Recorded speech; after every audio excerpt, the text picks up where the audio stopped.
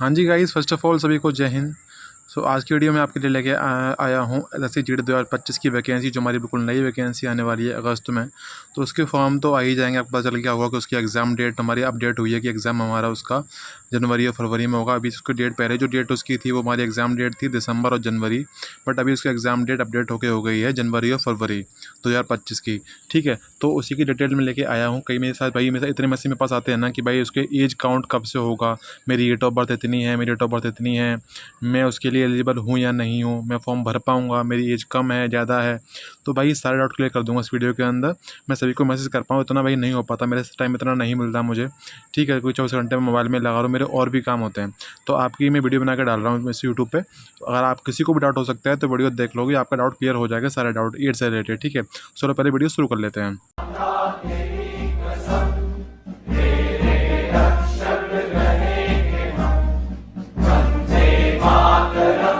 हाँ, तो भाई देखो, मैं आपको क्या बताऊंगा इस वीडियो के अंदर। मैं आपको बताऊंगा कि एज कब से काउंट होगी, 1 अगस्त से होगी या 1 जनवरी से होगी।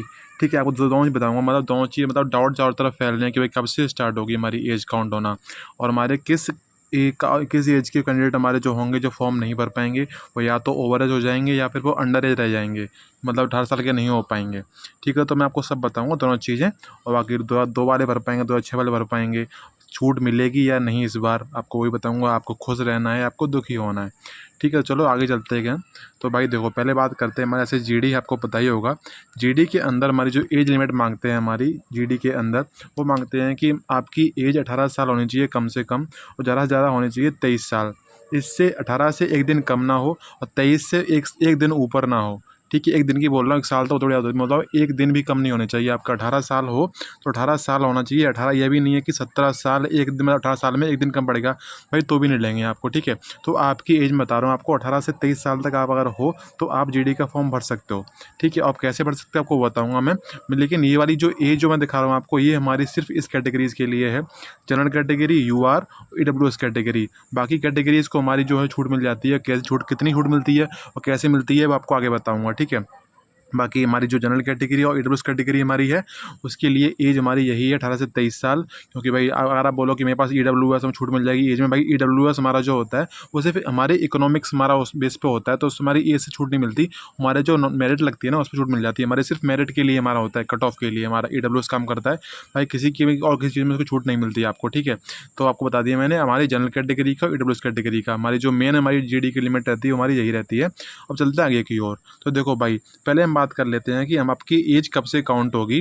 तो आप, मैंने जो लिख रखा है 1 जनवरी या 1 अगस्त। तो देखो भाई, आप सोच रहे हो कि हमारी जो वैकेंसी 2025 की है, अगस्त 2024 में आपकी वैकेंसी आने को है। तो ऐसा नहीं हो कि हमारी जो डेट ऑफ बर्थ है, हमारी जो मैच करेंगे एज हमारी काउंट होगी। तो मैंने ये लिख रखा है 2025 क्यों लिख रखा है, हमारी वैकेंसी 2024 में आ रही है। भाई बात ये है कि आपकी वैकेंसी भले 2024 में आ रही है, लेकिन उसका नाम आपने सुना है ना, उसका नाम क्या है, जीडी 2025 के नाम से आ रही है, 2025 के नाम से। मतलब 2024 के नाम से हमारी जो वैकेंसी थी वो भाई है ही नहीं। ठीक है, समझ रहे हो ना आपको क्या बता रहा हूँ। तो आपकी जो एज काउंट होगी वो हमारी 25 के हिसाब से होगी, ना कि 24 के हिसाब से, क्योंकि आपकी वैकेंसी 25 के नाम से आ रही है। तो आपको बताता हूँ, देखो भाई, आपकी जो एज काउंट होगी वो आपका, देखो आपकी पता है आपकी जो वैकेंसी अगस्त में आने वाली है, अगस्त 2024 में आपकी वैकेंसी आने वाली है, आपके फॉर्म स्टार्ट हो जाएंगे। लेकिन आपकी जो एज काउंट होगी वो आपकी एज काउंट होगी 1 अगस्त 2025 से, ना कि ये वाली। ठीक है, आपको 1 जनवरी 2025 से कोई मतलब नहीं रखना। आपकी जो एज काउंट होगी वो होगी 1 अगस्त 2025 से। और कैसे होगी देखो बताऊँ आपको, कि 1 अगस्त 2025 को आपकी एज होनी चाहिए 18 साल से लेकर 23 साल, ना तो आपकी एज 18 से कम हो और ना ही 23 से ज़्यादा हो, तो आप जीडी का फॉर्म भर पाओगे। अगर एज से कम है तो आप नहीं कर पाओगे। जनवरी 2025 का आपको कुछ भी नहीं करना, ये मतलब फालतू का है, आपको मतलब मन में लेना भी नहीं है कि इससे कभी काउंट करेंगे नहीं करेंगे। हाँ, अगर आपकी जो वैकेंसी है, जो साल जो शुरू होता है ना, वो स्टार्टिंग साल के शुरू के 6 महीने में आपकी वैकेंसी आनी होती है। अगर जैसे जनवरी से लेकर जून तक आपकी वैकेंसी आती है अगर इसी महीनों के बीच में, तो आपकी एज काउंट करते हैं जनवरी से। लेकिन आपकी जो वैकेंसी आ रही है जून के बाद आ रही है। ठीक है, जुलाई आपकी जो वैकेंसी अगस्त में आ रही है, जून के बाद, मतलब लास्ट के जो 6 महीने रह जाते हैं साल के, तो आपकी हमारी डेट ऑफ बर्थ हमारी जो काउंट होगी वो आपकी अगस्त से होगी, ना कि जनवरी से। तो अकाउंट में आपका जो डाउट मैंने क्लियर कर दिया है किस वजह से ये हो रहा है, क्योंकि आपकी वैकेंसी अगर 6 महीने पहले आती है तो जनवरी से होती है, 6 महीने बाद वाले में आती है तो आपकी एज हमारी अगस्त में काउंट होती है। मैंने बता दिया आपको। ठीक है, तो आपको 24 का सोचना भी नहीं है कि 2024 में मेरा कुछ एज ये है वो है, मैं 18 से ऊपर जा रहा, मैं 18 से कम हूँ या 23 से ज़्यादा हूँ, तो आपको बात सोचनी भी नहीं है। अगर आप 1 अगस्त 2025 को अगर आपकी एज इतनी आगे पीछे रह रही है, 18 से 23 साल के बीच में रह रही है, तो आप फॉर्म भर पाओगे। अब चलते हैं आगे की ओर। तो देखो भाई, इसमें मैंने लिख रखा है किस साल के कैंडिडेट फॉर्म नहीं भर पाएंगे। तो देखो भाई, कई सारे आपको लग रहा होगा कि भाई मेरी तो एज है, मेरी नहीं है। तो पहले आपको क्लियर कर दूँ कि आप बाद में बोलो कि भाई मैं तो पढ़ रहा था, मैं तैयारी कर रहा था, लेकिन इसका नोटिफिकेशन आया, उसमें दिखा रहा है कि मेरी फॉर्म डल ही नहीं रहा है, तो क्यों नहीं पढ़ रहा है। तो भाई देखो, आपको बता देता हूँ मैं कि इतनी जिसकी मैं आपको लिख रखा है, इसमें लिखा हुआ है DOB। DOB क्या होता है? Date of birth. अगर आपकी डेट ऑफ बर्थ, मैं क्लियर बता रहा हूँ आपको, जो मैंने लिख रखा है ना, ये इसके अंदर आ रही है, इसके बीच में आपकी डेट ऑफ बर्थ अगर आ रही है, तो आप 100%, चाहे कोई भी हो, कोई भी आपसे मना करे, मैं आपको गारंटी से बोल रहा हूँ कि आप 100% फॉर्म भर पाओगे ईडी 2025 का, अगर आपकी डेट ऑफ बर्थ इसके अंदर आ रही है। 2 अगस्त 2002 के बाद, 2 अगस्त 2002 से अगर आप शुरू हो रहे हो ना, आपका अगर जन्म 2 अगस्त 2002 को हुआ है या उसके बीच बाद में हुआ है, मतलब आपका जो जन्म है ना, वो 1 अगस्त को नहीं होना चाहिए। 1 अगस्त 2002 को आपका जन्म नहीं होना चाहिए। अगर आपका डेट ऑफ बर्थ ये है या इससे पहले की है, तो आप फॉर्म नहीं भर पाओगे। ठीक है, तो आप 2 अगस्त 2002 से आप फॉर्म भर पाओगे। कब तक भर पाओगे? तो आप फॉर्म भर पाओगे 2 अगस्त 2007 तक। ठीक है, अगर आप जी इतना आप फॉर्म, इतना आपकी अगर एज रह रही है, तो आप फॉर्म भर सकते हो। ठीक है, अगर आपकी एज इससे ऊपर जा रही है, आपकी अगर डेट, आपकी जो एज है 2001 है, तो आप बिल्कुल ओवर एज हो चुके हो। ठीक है, इसके लिए अगर आपकी एज हमारी इसमें अभी 1 अगस्त 2002 है, तो आप बोलो भाई एक दिन तो हमारा ज़्यादा हो रहा है, फिर भी आप ओवर एज हो चुके हो। ठीक है, जीडी वैकेंसी 2025 के लिए मैंने आपको क्लियर कर दिया है। और आपकी अगर डेट ऑफ बर्थ 2008 है, तो भाई आप उसके लिए अभी आप अंडर एज हो, आपकी एज पूरी नहीं है, आप 18 साल के नहीं हो पाए हो जीडी 2025 के लिए, तो आप फॉर्म नहीं भर पाओगे। मैंने क्लियर कर दिया, आपकी ये डेट ऑफ बर्थ इसके अंदर आ रही है, तो आप 100% फॉर्म भर दीजिएगा। ठीक है, जब हमारा फॉर्म आ जाएंगे तब।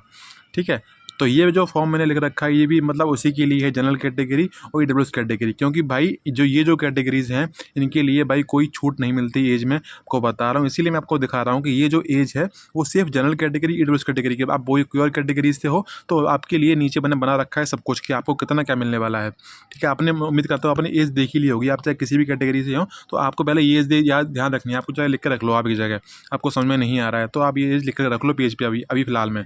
बाकी चलते हैं वीडियो में आगे की ओर। तो देखो भाई, क्या आय में छूट मिलेगी? तो अभी मैं आपको डाउट क्लियर करूँगा, आप किसी भी कैटेगरी से हो। देखो भाई, मैं लिख रखा है मैंने ये general category, EWS, OBC, SC, ST.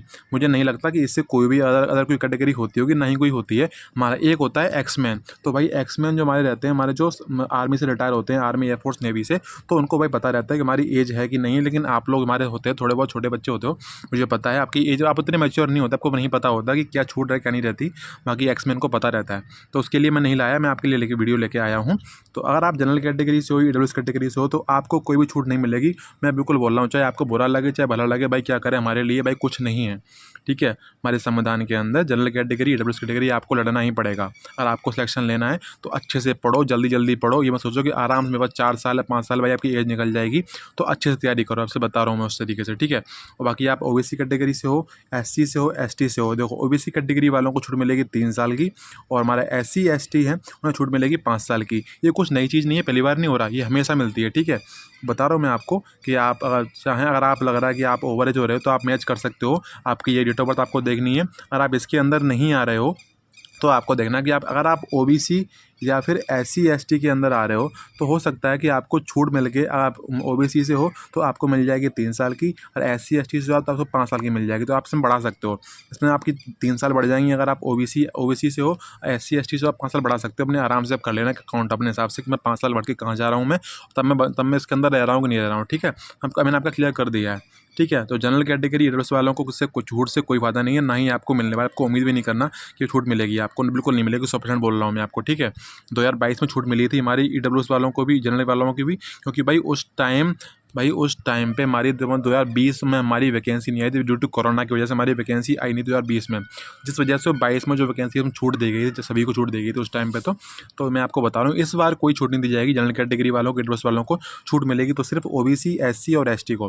ठीक है, कितनी मिलेगी मैंने आपको बता दिया है। तो आप अपने हिसाब से एज लगा लेना अपना, और आपको खुश होना है तो खुश हो सकते हो। और भाई जनरल कैटेगरी, ईडब्ल्यूएस वाले भाई, उनको तो रोना ही पड़ेगा। आपकी अगर एज ओवर हो रही है, तो भाई मैं बोल रहा हूँ सिर्फ मेहनत करो, आपके पास कोई और ऑप्शन ही नहीं है कि आप कहीं कोर्ट में जाओगे भाई, पहले से लिखा हुआ आप नहीं कर सकते कुछ भी। ठीक है, तो आप कमेंट नीचे मत करना कि जनरल कैटेगरी के साथ हमेशा यही होता है। भाई होता है तो आपको पता है, तो आप तैयारी करो, अच्छे से पढ़ो। ठीक है, मैं भी जनरल कैटेगरी से हूँ।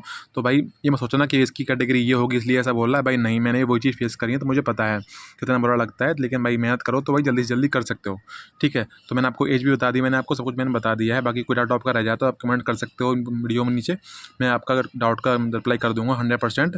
बाकी मुझे नहीं लगता कि आपको कोई डाउट रहा होगा, ठीक है। अगर रह जाता है तो कमेंट कर सकते हो। बाकी अगर वीडियो पसंद आया है, वीडियो को लाइक कर सकते हो, वीडियो को शेयर कर सकते हो, चैनल को सब्सक्राइब भी कर सकते हो। भाई देखो मंदिर में आपको शंख बज रहा होगा, शंख बज रहा है इधर यूनिट में मंदिर में, तो भाई आपको आवाज़ आ रही होगी उसकी। शाम का टाइम मैं बना रहा हूँ वीडियो ये, ठीक है। बिल्कुल अंधेरे में बैठा हुआ हूँ मैं, वीडियो बना रहा हूँ आपके लिए।